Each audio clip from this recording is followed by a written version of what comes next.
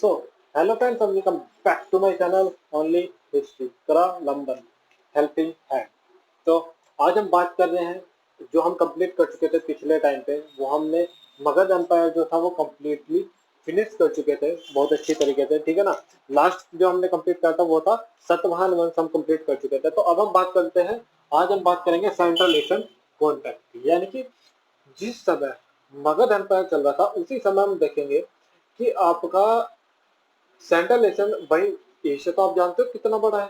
Asia आप सब लोग जानते हो भाई, एक कॉन्टिनेंट है, बहुत बड़ा है, ठीक है ना। इसमें बहुत सारे देश आ जाते हैं, आपके पाकिस्तान हुआ, आपका इंडिया हुआ, ये सब इसी में बहुत सारे देश हैं जो आ जाते हैं, ठीक है ना। तो आज हम इसमें जो बात करेंगे वो आज हम करेंगे इंडो ग्रीक की, ठीक है ना। इंडो ग्रीक की हम बात करेंगे, ठीक है ना। जो ग्रीक थे यानी कि जो इंडो ग्रीक थे भाई, इंडो ग्रीक इन्हें इसलिए कहा गया क्योंकि इंडिया में आ गए थे, इस वजह से इंडो ग्रीक, ठीक है ना। फिर सकास की जो हम बात करेंगे वो कल बात करेंगे, ठीक है ना, सकास की और उससे आगे की, ठीक है ना। चलो आज हम बात करते हैं इंडो ग्रीक की। भाई देखो, जो इतने दिन की डिले थी वो मैं आपको बताऊंगा बाद में एट लास्ट, क्योंकि अभी क्लास चल रही है तो क्लास को खत्म करते हैं, ठीक है ना। सबसे पहले हम बात करते हैं इंडो ग्रीक की। दी इंडो ग्रीक, तो इंडो ग्रीक की हम बात कर लेते हैं। तो सबसे पहले मैं बता दूं, जिस समय आपका मौर्य काल, मगध एम्पायर के टाइम पे, जिस समय मौर्य मौर्य का जो डायनेस्टी थी भाई, जानते हो भाई मौर्य ने तो भाई बहुत हद तक आपकी जो थी साम्राज्य वो बहुत ह्यूज लेवल पे अपना ले गए थे, ठीक है ना। बहुत ज्यादा बड़ा साम्राज्य इन्होंने अपना स्थापित कर लिया था। उसी वक्त क्या देखा गया कि सेंट्रल एशियन कॉन्टैक्ट पे ग्रीकों का हमला होने लगा। ग्रीक का, वैसे ग्रीक का ही बहुत ज्यादा हमले होने लगे, कहाँ पे, सेंट्रल एशिया में, यानी कि इंडिया पे, इंडिया की बाहरी हिस्से पे हमले होने स्टार्ट हो गए थे, ठीक है ना, ठीक है ना। तो हमले होने स्टार्ट हो गए थे किस समय, जब आपका मौर्य काल चल रहा था, ठीक है। तो उनमें से एक हमला हुआ 200 बीसी में, 200 बीसीई में, कब, 200 बीसीई में एक हमला होता है, 200 बीसीई में, या बीसी कह लो, 200 बीसीई में, 200 बीसी में हमला हुआ जो हुआ था ग्रीक का। ग्रीकों का हमला होता है इंडिया पे, यानी कि भारी हिस्सा मान लो भाई। उस समय भाई हमारे पास अफगानिस्तान भी था और भी बहुत सारे जो थे हमारे पे, मतलब इंडिया उस समय काफी बड़ा था, काफी बड़ा उस समय इंडिया हुआ करता था, ठीक है ना। तो आपका अफगानिस्तान, पाकिस्तान सब हमारे ही उसमें थे, इंडिया हमारे ये पोर्शन में थे इंडिया में, ठीक है ना। पिछले आपने देखा कि भाई किस तरीके भाई चंद्रगुप्त मौर्य ने अपना साम्राज्य स्थापित करा बड़ा, फिर अशोका ने कैसे स्थापित किया, ठीक है ना। तो उसी हिसाब से देखो, यहाँ तक कि एक टाइम ऐसा आया था कि हमने श्रीलंका पे भी हमला करके, पानी का से श्रीलंका पे हमला करके श्रीलंका को भी इंडिया का हिस्सा बना दिया था, एक टाइम ऐसा भी था, ठीक है ना।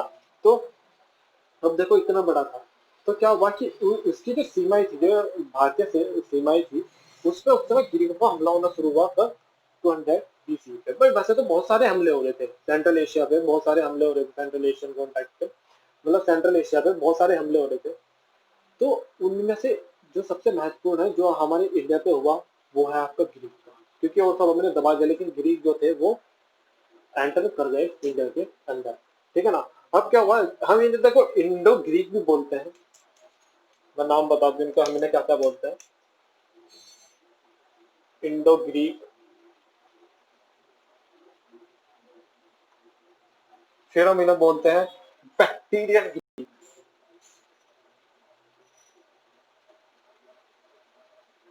Bactrian Greek. बैक्टीरियन ग्रीक इन्हें क्यों बोलता है पता, क्योंकि ये बैक्टीरिया से आए थे। ये वाले ग्रीक थे कहाँ से आए थे, बैक्टीरिया, बैक्टीरिया जो जगह है वहां से ये आए थे, दे बिलोंग्स टू बैक्टीरिया। यहाँ से क्या हुआ, ये भी कहा जाता है कि इन्हें अपना साम्राज्य अयोध्या और पाटलिपुत्र पर फैला दिया। जान लो भाई, पाटलिपुत्र कहाँ, सम्राट अशोक के अंडर आ रहा था। अब क्या हुआ, सम्राट अशोक की भाई, या तो सम्राट अशोक से पहले या सम्राट अशोक के बाद क्या हुआ कि भाई कोई वीक, क्या हुआ, कोई वीक शासक आया, तो उन्होंने पाटलिपुत्र तक अपना कब्जा कर लिया, लेकिन होने तो नहीं दिया था। क्यों भाई, पाटलिपुत्र या तक्षशिला पे किसी ने हमला करा तो मुंह तोड़ जवाब मिलता था उसे, ठीक है ना। तो क्या देखा गया कि इन्होंने ये कहा, मतलब ये सुनने में आता है कि इन्होंने कहाँ तक अपना जो हिस्सा था, मतलब कि आपका अयोध्या, ठीक है ना, अयोध्या भगवान राम की नगरी, ठीक है ना, भगवान राम की नगरी अयोध्या, अयोध्या तक फैला दिया, अयोध्या और यहाँ तक कि पाटलिपुत्र, दोनों कहाँ कहाँ पे जरा बताना। ये तो हुआ बिहार, ये हो गया आपका बिहार, और ये हो गया आपका यूपी। तो ये सुनने में आता है कि इन्होंने यूपी और बिहार तक अपना इलाका फैला दिया, ठीक है ना। यूपी तक ठीक है, लेकिन पाटलिपुत्र भाई जब मौर्य सम्राट, भाई मौर्य काल चल रहा था 200 BC से, तो मुझे नहीं लगता कि भाई ज्यादा दिन तक पाटलिपुत्र आए थे टिक पाए होंगे, मतलब आए, कुछ दिन राज चला, लेकिन फिर खदेड़ दिया गया होगा, ठीक है ना।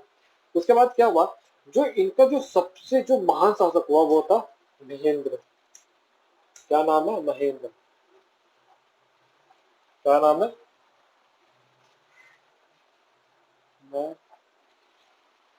महेंद्र, महेंद्र ट्रैक्टर के नाम से याद कर लेना, महेंद्र, ठीक है ना। कब से कब तक रहा, 165 से लेकर 145 BC तक, इस समय भी आपका मौर्य काल ही यहाँ पे चल रहा था, ठीक है ना। इस समय भी मौर्य काल चल रहा था, इस टाइम पीरियड में भी मौर्य काल चल रहा था, ठीक है ना। उस समय क्या हुआ देखो, इन इसे क्या, इसे एक नाम से और जाना जाता है, इसे हम बोलते हैं मिलिंद, क्या बोला जाता है, मिलिंद, मिलिंद के नाम से ज्यादा पहचान में आ जाए, ना कि महेंद्र के नाम से, ठीक है ना। मिलिंद भी इसे बोला जाता था, इसी राजा को मिलिंद भी बोला जाता था। इसकी जो राजधानी थी, अगर जो इसकी राजधानी की बात करें, इसकी राजधानी क्या थी, इसने अपनी राजधानी जो बनाई, इसने जो अपनी राजधानी बनाई, जो इसने अपनी कैपिटल बनाई, इसने अपनी कैपिटल बनाई क्या, सकाल, सकाला। ये कहाँ पे है, जो आपका जो मॉडर्न जो सेल कोट है, जो मॉडर्न इस समय पे जो सेल कोट है, कहाँ पे, आपका पंजाब, पीबी, ठीक है ना, पंजाब। तो यहाँ पे इसने अपनी राजधानी स्थापित कर दी थी। अब देखो पंजाब में स्थापित करने की सबसे बड़ी बात क्या थी, पंजाब हुआ बॉर्डर, पंजाब था बॉर्डर, तो भाई थोड़ा अंदर था, भाई कोई हमला करेगा इधर से भी रोक देगा, इधर से आएगा इधर से भी, यानी क्या, अगर किसी को दूसरे देश जाना है तो भाई लाओ टैक्स दो, हमारी मर्जी के बिना तुम नहीं जा सकते, ना कंट्रोल कर सकते, ना तुम जा सकते हैं। कोई हमला करेगा तो इधर से भी दबा देंगे, इधर से भी दबा देंगे, एक तरीके से दिमाग इतना लगाया कि भाई हमारी सेना इधर से आ जाएगी तो ये रोक नहीं पाएंगे। अगर जो ये किसी वैसे बीच में बना लेते हैं, मान लो इन्होंने बीच में हमला करके बीच में अपनी राजधानी बना लिया, इधर का हिस्सा किसी ने कब्जा लिया, तो भाई सेना आएगी तो यहीं कहीं रोक देंगे। अब इन्होंने बना लिया पंजाब में, अब सेना आएगी तो यहाँ इकट्ठी करते रहो, करते रहो, और फिर से आगे जाए कितनी भी सेना ठो मारो सालों को मारो, ऐसे होता था, ठीक है ना, ठीक है ना। तो अब देखो क्या हुआ कि फिर इसका क्या हुआ, इस राजा ने, इसने, इसका धर्म परिवर्तन हुआ, भाई ग्रीक था ना, धर्म चेंज करा इसने, किसके द्वारा चेंज करा, जो ये है ना, किसके द्वारा करवाया गया, तो एक नाम आता है नागासेन, नागासेन, इनके द्वारा इसका जो धर्म था वो कन्वर्ट करा गया। धर्म कौन सा करवाया गया पता,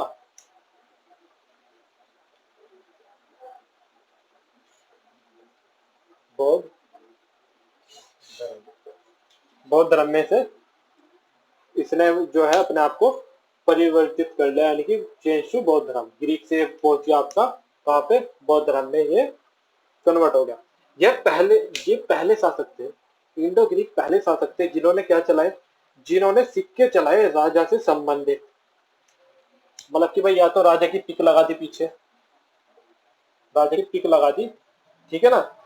ये पहले शासक थे जिन्होंने क्या चलाए, ये पहले शासक थे जिन्होंने राजा से संबंधित सिक्के चलाए, तथा साथ ही साथ पहले ऐसे शासक थे जिन्होंने सोने के सिक्के चलाए, फर्स्ट ऐसे थे जिन्होंने सोने के सिक्के, फर्स्ट थे। ये मत कह देना कि देखो तीन चीज आएंगी, एक तो आएगा कि सबसे प्योर जो है वो सोने के सिक्के किसने चलवाए, एक है सबसे पहले किसने चलवाए, और एक ये है कि सबसे ज्यादा किसने चलवाए, ठीक है ना। ये तीन चीज आती है, तो सबसे पहले किसने चलवाए आराम आराम से बता दूंगा कि भाई सबसे प्योर किसने चलाए और सबसे ज्यादा किसने चलाए। तो ये फर्स्ट थे जिन्होंने राजा की तस्वीर लगवाई अपने सिक्कों पे और सोने के सिक्के चलवाए, कॉइन जो थे वो सोने के भी इन्होंने चलवाए। तो एक हमें एक किताब मिली है, हमें एक बुक मिलती है, उस बुक का नाम क्या है? उस बुक का नाम है आपका मिलिंद पानो। क्या नाम है? MILIND, मिलिंद पानो। इस बुक में क्या हुआ है? इस बुक में दो बंदों की कंजर्वेशन मिलती है, कंजर्वेशन बिटवीन टू, यानी कि दो बंदे हैं, उनके आपस में कंजर्वेशन हो रही है, उनकी आपस में बातचीत हो रही है। उसके बारे में यहाँ पे क्या है ये द इसे इसे और बोला जाता है the question of Milind, the question of Milind. अब मिलिंद किसका नाम था? किस राजा का नाम था?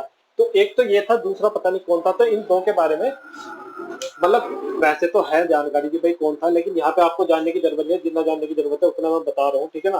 तो बताने को मैं बता सकता हूँ, लेकिन छोड़ दो। तो मिलन पानो इसके टाइम पे मिली, मिलन पानो इसी के टाइम पे बनी, ठीक है ना? तो द क्वेश्चन ऑफ मिलन के नाम से भी जानी जाती है, ठीक है ना? इसमें दो बंदों के बीच में कंजर्वेशन हो रही है। अगर जो आएगा ना, अगर क्वेश्चन आएगा, पता क्या आएगा? ये कौन सी भाषा में लिखी गई थी? तो ये लिखी गई थी पाली टेक्स्ट में, पाली भाषा में लिखी गई थी, पाली भाषा में लिखी गई थी। तो क्वेश्चन आएगा तो आएगा कि कौन सी भाषा में लिखी गई थी, या ऐसा कौन सा ग्रंथ है जो पाली टेक्स्ट में लिखा गया था महेंद्र के टाइम पे या मिलियन के टाइम पे, ठीक है ना? या फिर इंडो ग्रीक के टाइम पे, ठीक है ना? उसके बाद क्या हुआ? इनके उसमें मिलिट्री गवर्नर्स भी होते थे, इनके टाइम पे मिलिट्री गवर्नर्स भी होते थे, जिन्हें क्या बोला जाता था? जिन्हें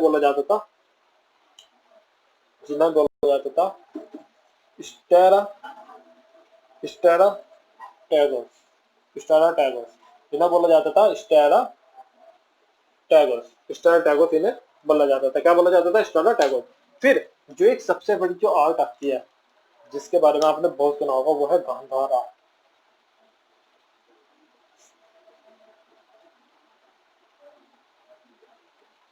जो गांधार आर्ट है ना, एक तरीके से इनकी ही लाइन। देखो, एक थी जो ये आर्ट लाई थी, उसका नाम था क्या? Hellenistic art,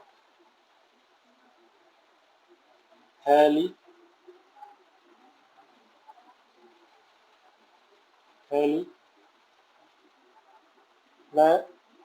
nastic Hellenistic art ये लोग लाए, हेलेनिस्टिक आर्ट ये लेके आए। और हेलेनिस्टिक आर्ट का ही एक हिस्सा है जो सबसे महत्वपूर्ण है, वह है गांधार आर्ट। यानी कि गांधार आर्ट जो ये लाए थे, वो इन्हीं के द्वारा लाई गई गांधार आर्ट, ठीक है ना? सबसे बड़ा क्वेश्चन आता है गांधार आर्ट के बारे में, आर्ट एंड कल्चर में एक अलग से चैप्टर है गांधार आर्ट का, क्योंकि बहुत से ऐसे मंदिर है जो गांधार आर्ट के हमारे बने हुए हैं, ठीक है ना? तो गांधार आर्ट इनके द्वारा लाई गई। उसके बाद एक आप जानते होंगे जिन्हें हम बोलते हैं एस्ट्रोलॉजी। एस्ट्रोलॉजी हम कहते हैं जैसे कौन सी विद्या, जो राशियों वाली विद्या होती है ना, उसे बोलते हैं एस्ट्रोलॉजी। क्या बोलते हैं इसे? एस्ट्रोलॉजी।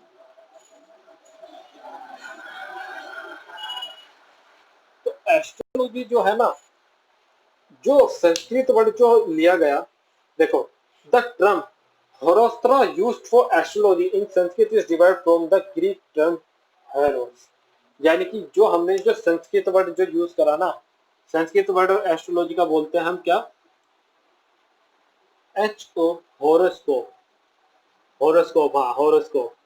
आपको देखते भी होंगे तो उसमें आता है क्या कहते हैं, आपके पेपर्स में आता है आज का होरोस्कोप आपका ये है। तो होरोस्कोप हमने कहा से लिया? ग्रीक टर्म से ही लिया। जो ग्रीक टर्म जो थी उसका नाम था होरो, नहीं, होर हो सा और शास्त्रा,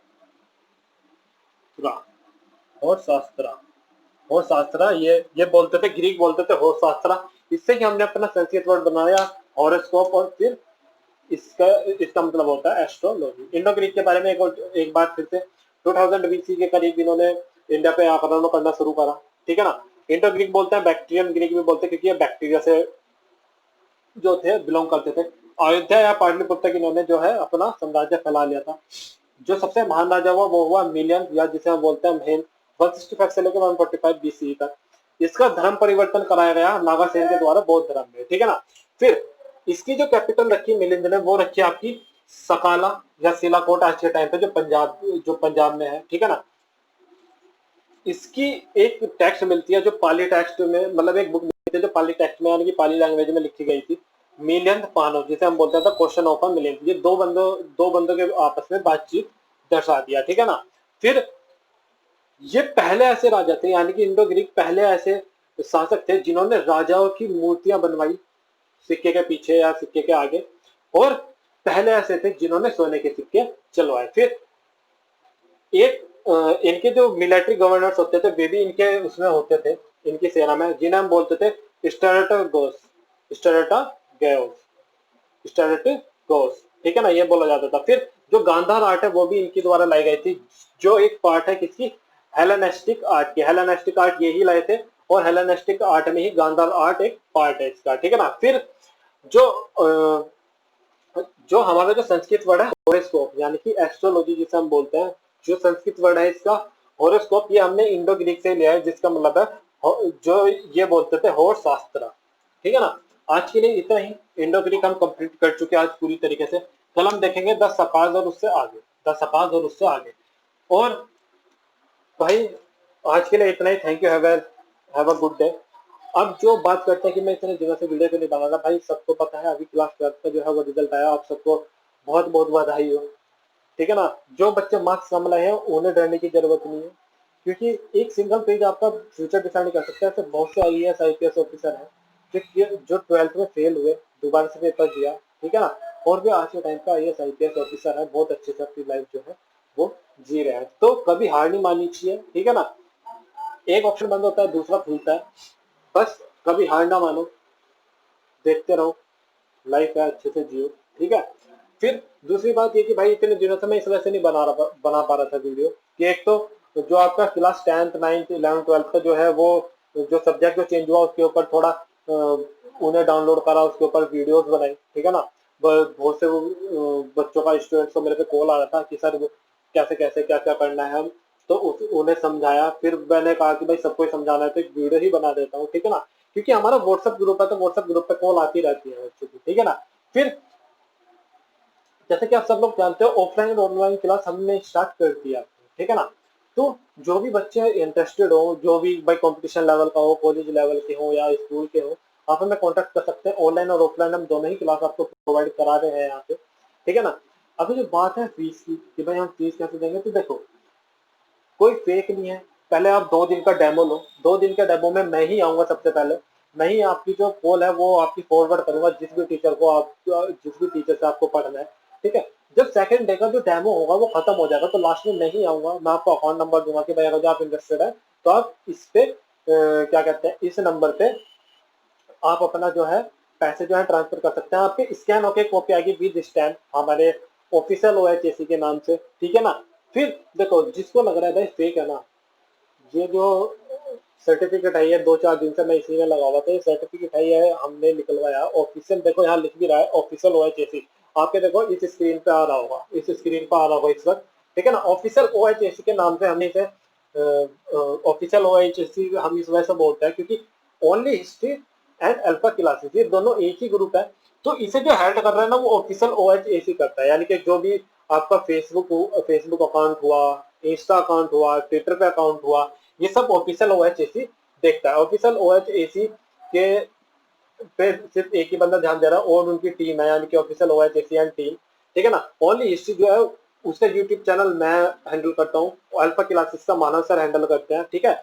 और ऑफिशियल ओएचएसी हमारी पूरी टीम मिलकर हैंडल करती है, यानी कि उस पर जो पोस्ट गिरनी है कि भाई आज का डाल दिया, आज की वीडियो डाल दी, और जितनी भी चीजें हैं वो सब हमारी पूरी टीम देखती है, ठीक है ना। व्हाट्सएप पे भी @ऑफिशियल ओएचएसी हैशटैग स्टूडेंट के नाम से आपको मिल जाएगा, ठीक है ना। फिर लिंक मैं आपको प्रोवाइड करा देता हूँ, आप हमें ज्वाइन कर सकते हैं। तो जैसे कि आप सबने देखा कि भाई जो ये अभी मैंने जो आपको दिखाया सर्टिफिकेट, ये इंडियन गवर्नमेंट के द्वारा हमें दिया गया, ठीक है ना।